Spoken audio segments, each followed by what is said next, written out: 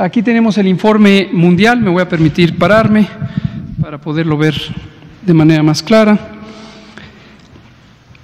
Hasta el momento, en el mundo, desde que inició la epidemia en Wuhan, China, en los primeros días de enero, hasta hoy, 23 de marzo de 2020, se han acumulado 332.930 casos y, como hemos comentado en varias ocasiones, solo una proporción, en este caso 67%, son casos que se estima permanecen activos, es decir, han ocurrido en los últimos 14 días y por lo tanto son personas que teniendo el padecimiento pueden contagiar el virus.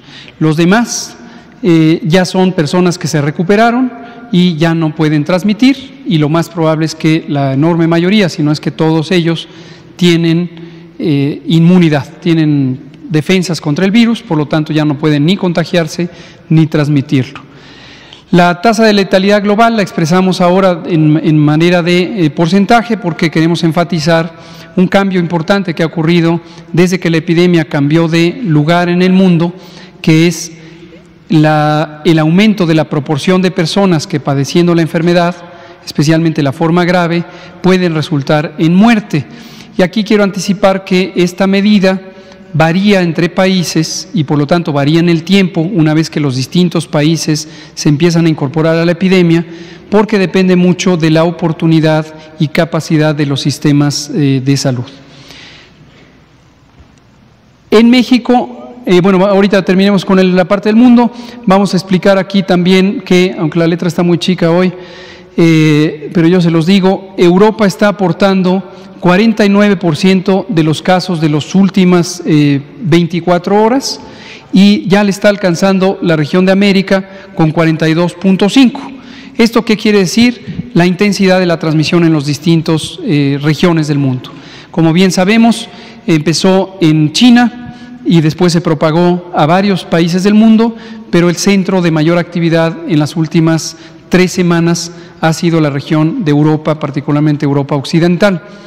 Y también en las últimas 3 semanas empezó a aparecer en América, en toda América, incluyendo Estados Unidos, Canadá y posteriormente varios países de América Latina. Hoy tenemos prácticamente toda América Latina que, de acuerdo a la clasificación de la Organización Mundial de la Salud, tiene al menos un caso en donde ha habido contagio en el sitio, en el país, y no solamente casos importados. Esta señal, si pasamos a la siguiente diapositiva, que es la situación de México, es una señal importante porque tiene que ver con esta progresión que se espera la epidemia tenga desde la fase de importación del virus, importación de casos, posteriormente hacia la transmisión comunitaria y eventualmente en algún momento hacia la transmisión generalizada. Ahorita voy a comentar eso. Acumulamos ya 367 casos confirmados desde el inicio de la epidemia. Se han podido descartar, ahí se esconde un número 1, pero son 1.865 los que están en la casilla verde. 1.865 casos han sido estudiados como sospechosos, han sido en su momento tratados o manejados como sospechosos, esto quiere decir puestos en aislamiento hasta el momento en que se detecta y se confirma o bien se descarta porque la prueba de laboratorio resulta negativa. Y en este momento siguen en estudio, antes lo poníamos en un fondo amarillo, hoy lo ponemos ya en un fondo azul para no confundirlo con la escala de colores del mapa, 826 casos que han sido, que están en este momento en estudio como sospechosos. Acumulamos ya 4 muy lamentables defunciones, los 2 casos fatales que habíamos anunciado en fechas previas, y se agregan 2 nuevas defunciones, una de una persona residente del estado de Jalisco, de 55 años de edad, que fue anunciada por las autoridades estatales en horas de este día, y otra nueva en la Ciudad de México, un hombre de 71 años. Importante, en ambos casos los antecedentes de riesgo incluían enfermedades crónicas, las que hemos señalado, en particular diabetes. En el caso de Jalisco, una persona que tenía diabetes y obesidad. En el caso de la persona que lamentablemente falleció en la Ciudad de México, un hombre de 71 años que además tenía diabetes e insuficiencia renal. En la escala de colores del mapa, que está representada aquí arriba en esta escala de colores, lo que vamos mostrando es cómo la intensidad de la transmisión empieza a cubrir distintas áreas del país o distintos estados del país, pero sobre todo lo que hemos advertido desde hace algunos pocos días, que la zona metropolitana de la Ciudad de México, que incluye la Ciudad de México propiamente dicha y la zona conurbada, que es territorio del Estado de México, indudablemente va a ser la zona de mayor transmisión. Esto sencillamente porque la alta densidad poblacional de esta región es uno de los elementos que fomenta la transmisión. En el Valle de México reside un poco más del 25% de la población de todo el país y por ello no debemos pensar que cada región tiene que tener la misma velocidad de acciones o la misma intensidad de acciones de prevención y de control. Desde el viernes pasado acordamos con el gobernador del Estado de México, con la jefa de gobierno de la Ciudad de México, que era conveniente que nos mantuviéramos muy bien coordinados, como nos mantenemos hasta el momento, pero también que la zona metropolitana tuviera la posibilidad de tomar decisiones aplicables a esta región y esperablemente pudiera tener adelantos de algunas acciones que eventualmente pudieran no ser pertinentes todavía para el resto del país.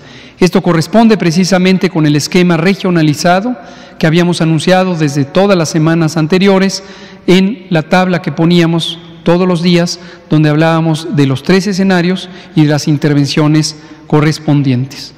Respecto a las características de los casos, tenemos todavía 11% de personas que han tenido enfermedad suficientemente importante como para requerir hospitalización y 89% de personas que no han requerido hospitalización porque su enfermedad es suficientemente leve como para que puedan ser simplemente puestos en un aislamiento voluntario preventivo, que no contagien y se recuperen, como suele pasar en esta enfermedad en la mayoría de los casos, en forma espontánea, en una enfermedad que tiene algunos síntomas que son incómodos, son molestos durante algunos días, pero no afectan significativamente el funcionamiento de los distintos sistemas y órganos del cuerpo y tampoco ponen en peligro la vida. La distribución por sexos hasta el momento tiene esta particularidad: 37% son mujeres, el resto son hombres. En realidad no existe una razón conocida por la que pudiera haber esta distribución relacionada con el sexo. Lo que muy probablemente refleja también es los patrones de movilidad y por lo tanto los riesgos de contagio que existen en uno y otro géneros. También aquí un asunto que es importante es los distintos estados de salud que tienen las personas que hasta este momento se han acumulado como casos confirmados. 88%, ya dijimos, son los ambulatorios, y de las personas que están hospitalizadas, la enorme mayoría, que en su total son 7%, son personas que están hospitalizadas pero estables, es decir, están en una zona de hospitalización general, no están en unidades de terapia intensiva. Y como graves e intubados tenemos a 2% del total, sin olvidar que vamos a ir incrementando la proporción de recuperados. Ayer habíamos anunciado 1%, hoy estamos subiendo a 2%, y lo esperable es que en la medida en que este enorme porcentaje de personas que se recuperan espontáneamente lo vayan logrando, este porcentaje de recuperados va a aumentar progresivamente. La siguiente. Esta es una información nueva que me gustaría compartir con todas y todos ustedes, también allá a la audiencia. La fase 1 o el escenario 1 se define como la situación en donde los casos vienen de fuera. Esto ocurrió al inicio de la epidemia, son aquellos casos que personas, ya sea residentes de México o ciudadanas mexicanas que viajaron al exterior, se infectaron en el exterior y regresaron. Posteriormente se agregó otro tipo de relación con la importación, que es personas que vinieron de visita desde el exterior y contagiaron a personas en México. Estos dos fenómenos se conocen como casos importados y el segundo como casos asociados a la importación. Y hemos definido desde hace varias semanas la existencia de una primera generación de contagios, que ocurre cuando personas que viajaron pueden contagiar a alguien que no viajó. Mientras se mantenga ese patrón, no nos salimos todavía de la fase 1 porque tenemos la enorme posibilidad de rastrear e interrumpir las cadenas de transmisión. Sin embargo, hemos tenido una predicción desde el inicio de los trabajos de preparación. No olvidar que México empezó a prepararse desde el 3 de enero de 2020 y hemos identificado las distintas situaciones de lo que está por venir. Y en ello identificamos que irremediablemente, conforme aumente el número de casos, nos empezaremos a encontrar situaciones en donde se vuelve crecientemente difícil hasta llegar a ser imposible el rastrear cada cadena de transmisión. Pero además, cuando ese número de casos empieza a aumentar, ya no solo se vuelve imposible, sino se vuelve muy poco útil el intentar perseguir o rastrear a cada uno de esos casos y cada uno de esos contactos y sus cadenas de transmisión. Esto, y por eso ponemos esta tabla desde hoy, es un proceso gradual. No ocurre de un momento a otro, no ocurre con un caso más. Entonces, lo digo porque la declaración o la identificación de un cambio de etapa o de escenario, por ejemplo, del 1 al 2 o del 2 al 3, es un proceso gradual. No es una situación en donde de un día para otro ya uno pueda decir, aquí ya cambiamos de fase. Lo puede uno decir, pero en realidad es una situación arbitraria, poco realista respecto a lo que está ocurriendo.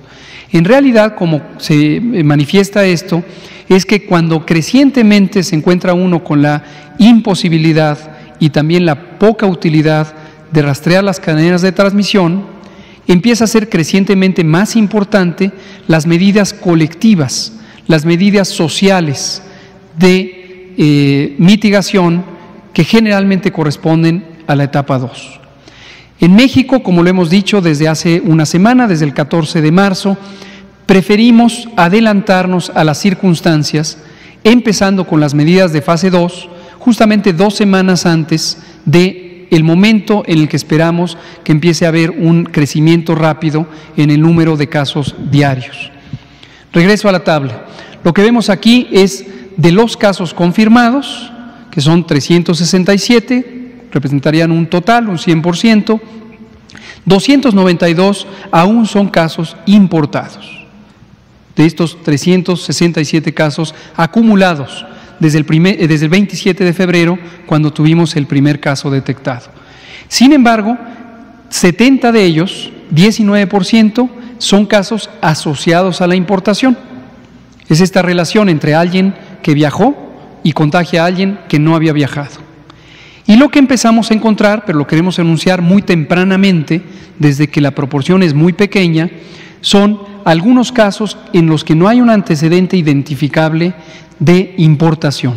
Es decir, en el estudio epidemiológico del caso se interroga al paciente, a la paciente, se le pregunta que haga memoria, si viajó, si recibió a un visitante que viniera del extranjero, en particular de los países de alta transmisión, y ya en 5 de estos 367, lo que representa por el momento un porcentaje muy pequeño, 1%, ya empezamos a encontrar que hay personas que no son capaces de identificar o reconocer a quién les contagió.